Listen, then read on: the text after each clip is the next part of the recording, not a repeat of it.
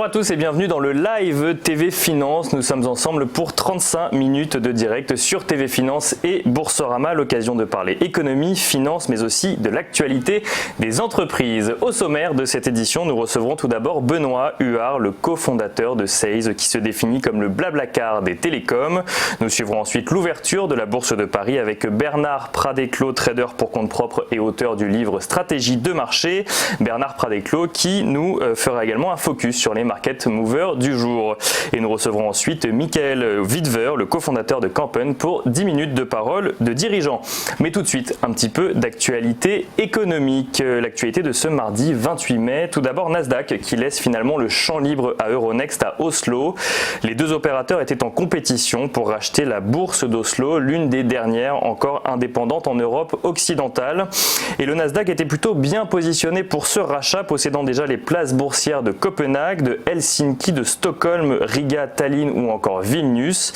C'est d'ailleurs l'opérateur américain qui avait les faveurs de la direction de la bourse d'Oslo. Euronext de son côté avait lancé une OPA sur cette place boursière et avait réussi à sécuriser plus de la moitié du capital de l'opérateur, tandis que son concurrent américain n'avait réussi qu'à récupérer seulement 35% du capital. Ce dernier s'est finalement incliné et c'est donc l'opérateur européen qui procédera au rachat.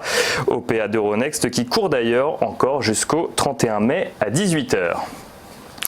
Deuxième actualité ce matin, une actualité qui fait couler beaucoup d'encre, peut-être un nouveau rapprochement dans le secteur de l'automobile. Fiat Chrysler Automobile, le constructeur italo-américain, vient de proposer de manière officielle à Renault une fusion entre égaux. Le groupe a ainsi envoyé au constructeur français une lettre d'intention non contraignante proposant une fusion à 50-50. L'objectif clairement assumé de la part de Fiat Chrysler est ainsi de créer le troisième groupe automobile mondial qui compterait pas moins de 8,7 millions de véhicules vendus par an pour un chiffre d'affaires de 170 milliards d'euros. Un chiffre qui devient même encore plus vertigineux lorsque l'on ajoute les performances de Nissan et de Mitsubishi associées à Renault via l'alliance Renault-Nissan-Mitsubishi. La fusion créerait alors une entité forte de 15 millions de véhicules vendus chaque année. De son côté, Renault a indiqué qu'il allait étudier avec intérêt l'opportunité d'un tel rapprochement. Et enfin, troisième actualité ce matin, Canal+ vient d'annoncer le rachat de M7, l'un des plus gros opérateurs de télévision payante d'Europe. Basé au Royaume-Uni, l'opérateur gère 3 millions d'abonnés et distribue des chaînes locales et internationales comme HBO ou Disney Channel. Le groupe est également fournisseur d'internet haut débit et de téléphonie pour les Pays-Bas et la Belgique. Mais si la taille du groupe montre sa puissance, Canal+ a surtout racheté M7 pour son modèle hybride. En effet, le groupe propose des contenus via satellite comme une télévision classique, mais aussi via OTT, technologie qui permet de regarder la télévision via le web, via une application.